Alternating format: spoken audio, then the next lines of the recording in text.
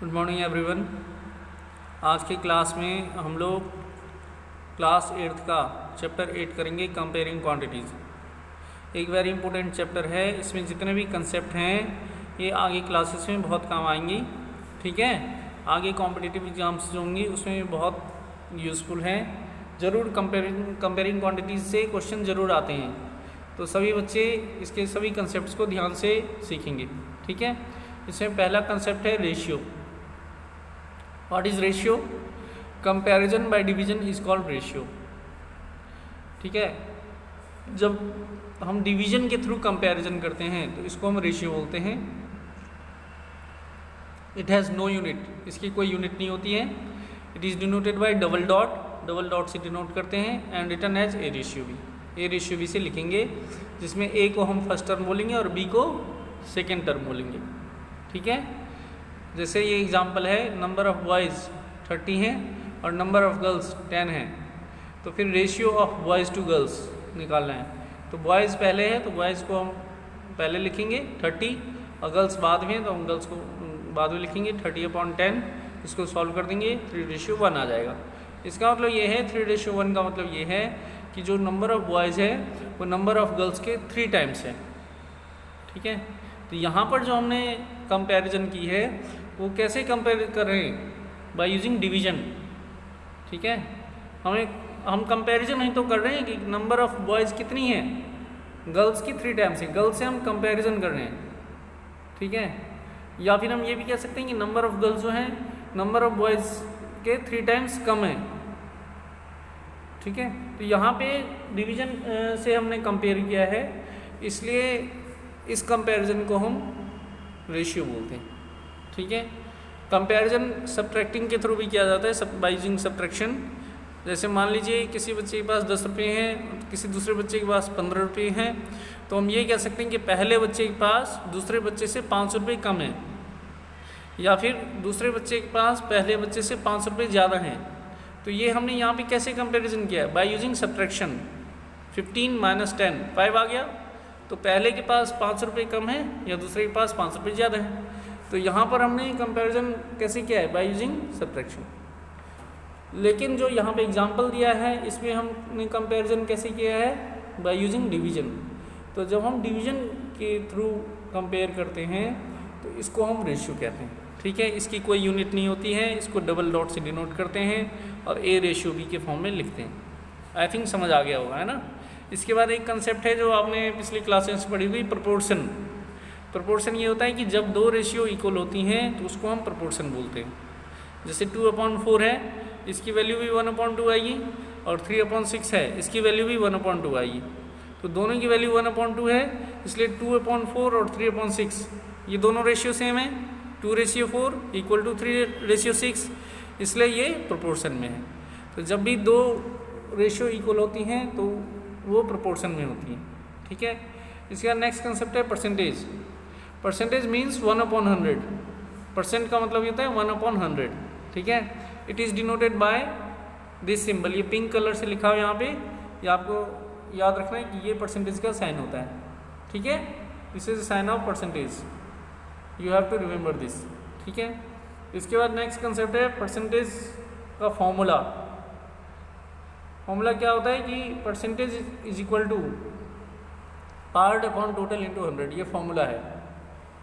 जब भी हमें परसेंटेज फाइंड करना है तो हम देखेंगे कि पार्ट कितना है और फिर उसकी टोटल कितनी है इंटू 100। ठीक है, ये फॉर्मूला लगाना है। बट इसमें पार्ट और टोटल, इसकी लैंग्वेज हर एक क्वेश्चन में चेंज हो जाएगी, जो भी क्वेश्चन में दिया हुआ। अभी यहाँ पे देखिए कि ये एग्जाम्पल जो है इसमें ये बोला है कि a student score 300 marks out of 500, find his percentage. उसके 500 में से 300 नंबर आए हैं, हमें परसेंटेज फाइंड करना है। तो मैंने यहाँ पे फॉर्मूला लिखा है percentage of marks is equal to, यहाँ पे पार्ट अपॉन टोटल नहीं लिखा है मैंने, लैंग्वेज थोड़ा चेंज कर दिया मैंने। यहाँ पे क्या लिखा है? Marks obtained upon total marks into 100। तो इस तरह से ही आपको यहाँ पे, जैसे मैंने यहाँ पे लैंग्वेज चेंज किया है, ऐसे ही आपको लैंग्वेज चेंज करके लिखना है। ठीक है, इसमें टोटल मार्क्स जो है वो टोटल की जगह ही आ रहा है, और जो पार्ट है वो मार्क्स ऑब्टेन्ड है। ये 300 जो है, 300 वो 500 का एक पार्ट है ना। 300 जो है 500 का एक पार्ट है। तो मार्क्स ऑब्टेन हम लिखेंगे, हमें यहाँ पार्ट नहीं लिखना है, हमें फॉर्मूला में पार्ट अपॉन टोटल नहीं लिखना है, हमें जो भी क्वेश्चन में क्वांटिटी गिवन होगी उसके अकॉर्डिंग थोड़ा सा लैंग्वेज चेंज कर देंगे। तो यहाँ पे क्या आ जाएगा, percentage of marks is equal two marks obtain divided by total marks into 100। Marks obtain 300 है, टोटल मार्क्स 500 है, इंटू 100 कर देंगे, 0 0 कैंसिल हो जाएगा और ये 5 6 या 30 हो जाएगा, 60% मार्क्स इसके आ गए। ठीक है, याद रहेगा, परसेंटेज इसी तरह से फाइंड करना है। वेरी इंपॉर्टेंट फॉर्मूला है, ये आपको याद रखना है।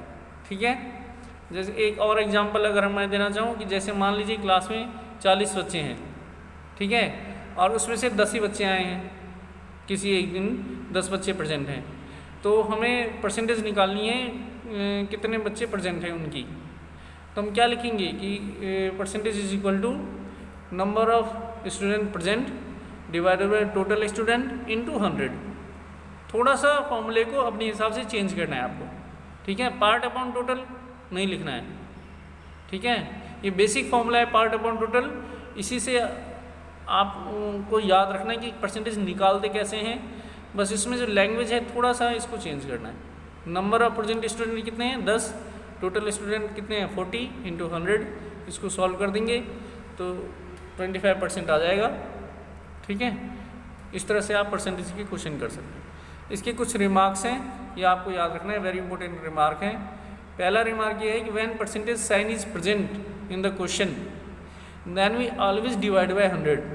वेरी इंपॉर्टेंट रिमार्क, अगर क्वेश्चन में परसेंटेज साइन दिया हुआ है तो हम हमेशा 100 से डिवाइड करते हैं। जैसे कि यहाँ पे आपको दिख रहा है कि यहाँ 72% पहले इसी क्वेश्चन में गिवन है, परसेंटेज साइन दिख रहा है आपको, यहाँ पे परसेंटेज साइन है, तो हमें क्या करना पड़ेगा, डिवाइड बाय 100। अगर परसेंटेज साइन प्रेजेंट है क्वेश्चन में तो हम 100 से डिवाइड करते हैं, ये आपको याद रखना है।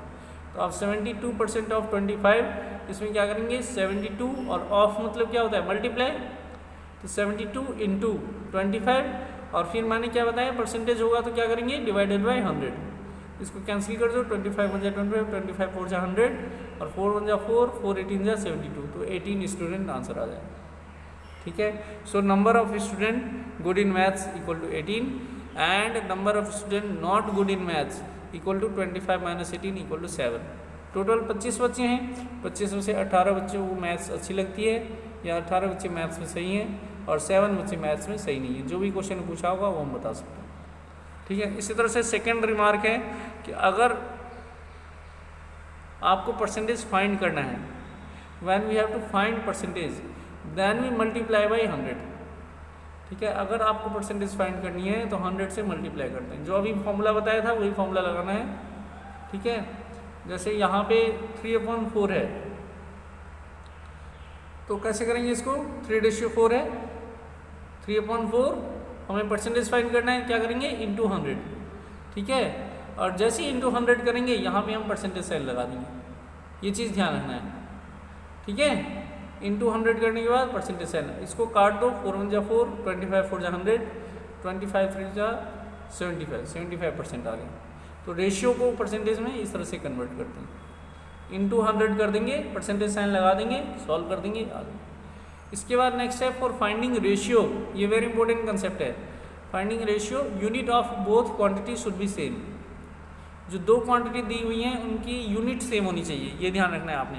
यूनिट अगर अलग अलग है तो फिर पहले हम यूनिट सेम करेंगे, उसके बाद फिर रेशियो निकालेंगे। जैसे एक क्वेश्चन बोला है कि ratio of 5 metre to 10 kilometre, तो 5 मीटर और 10 किलोमीटर इसका रेशियो निकालना है। तो मीटर और किलोमीटर अलग अलग यूनिट है, तो या तो मीटर को किलोमीटर में कर दो या फिर किलोमीटर को मीटर में कर दो। तो मैंने यहाँ पे किलोमीटर को मीटर में कर दिया है। 1 किलोमीटर में 1000 मीटर होता है, ये कितना आ जाएगा 5/10 इंटू 1000। 10 किलोमीटर में कितने मीटर हो जाएंगे 10 इंटू 1000 मीटर। हम इसको सॉल्व कर देंगे, 5 1 जा 5, 5 2 जा 10, 1/2000 आ जाएगा, 1:2000 आ जाएगा आंसर। ठीक है, तो ये चीज़ आपको याद रखनी है कि जब रेशियो फाइंड करनी होती है तो दोनों क्वांटिटी की यूनिट सेम होनी चाहिए। दोनों क्वांटिटी यूनिट सेम अगर नहीं है तो पहले हम यूनिट सेम करेंगे, उसके बाद हम रेशियो फाइंड करेंगे। ठीक है, इसके बाद क्वेश्चन 4 है, एक इसमें याद रखना है कि टोटल हमेशा 100% होता है। परसेंटेज के जो क्वेश्चंस होते हैं उसमें टोटल हमेशा कितना होता है, 100% होता है। ठीक है, अभी देखिए क्वेश्चन है ये एक्सरसाइज 8.1 का क्वेश्चन नंबर 5 है। इसमें क्वेश्चन में बोला है कि उसने पैसा खर्च करने के बाद 75% उसने अपना पैसा खर्च कर दिया, उसके बाद उसके पास 600 रुपीज़ बच गए। ठीक है, 75% स्पेंड कर दिए उसने मनी, फिर मनी कितनी बची है उसके पास, 600 रुपीज़। तो अकॉर्डिंग टू परसेंटेज अगर हम देखें कि कितनी परसेंट मनी बची है उसके पास, तो टोटल कितना बताया मैंने, 100%। 100 में से 75 खर्च हो गया, कितना बच गया, 100 माइनस 75 इक्वल टू 25%, यानी 25% मनी बचा हुआ है। परसेंटेज के हिसाब से 25% बचा हुआ है और एक्चुअल में 600 रुपये बचा हुआ है। समझ आ रहा है। अब हम टोटल मनी को x ले लेंगे, let total money be rupees x। So 25% of x is equal to 600। Percentage sign यहाँ पे गिवन है, जब भी परसेंटेज साइन गिवन होता है तो हम 100 से डिवाइड करते हैं, ऑफ को हटाएंगे तो मल्टीप्लाई आ जाएगा, कितना आ जाएगा ये 25 into x divided by 100 equal to 600। दिख रहा है आपको, 25 into x divided by 100 equal to 600। इसको क्रॉस मल्टीप्लाई करेंगे, x is equal to 600 into 100 divided by 25। इसको सॉल्व करेंगे तो 2400 रुपीज़ आंसर आ जाएगा। उसके पास टोटल मनी 2400 रुपीज़ है। ठीक है, ये जो कंसेप्ट है टोटल जो है वो 100% है, एक वेरी इंपॉर्टेंट कंसेप्ट है, इसको आपको याद रखना है। ठीक है, एक क्लास में मान लीजिए 40 बच्चे हैं, तो 40 में से 10 बच्चे जो है फुटबॉल पसंद करते हैं और 20 बच्चे क्रिकेट पसंद करते हैं, बाकी बच्चे बैडमिंटन पसंद करते हैं। तो कितने बच्चे बैडमिंटन पसंद करते हैं, 10 बच्चे, है ना, 10 ही बच गए थे। तो ये तो हो गया एक्चुअल क्वांटिटी।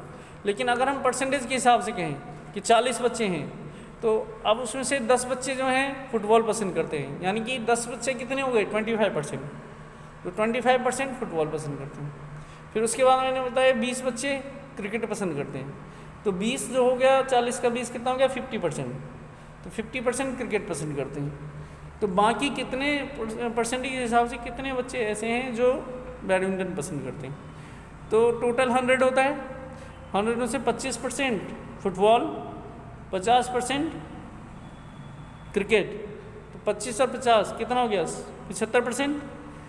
टोटल हमारे पास 100% है, 100 माइनस 75 कर देंगे, 100 माइनस 75 इक्वल टू 25%, यानी 25% स्टूडेंट जो हैं वो बैडमिंटन को पसंद करते हैं।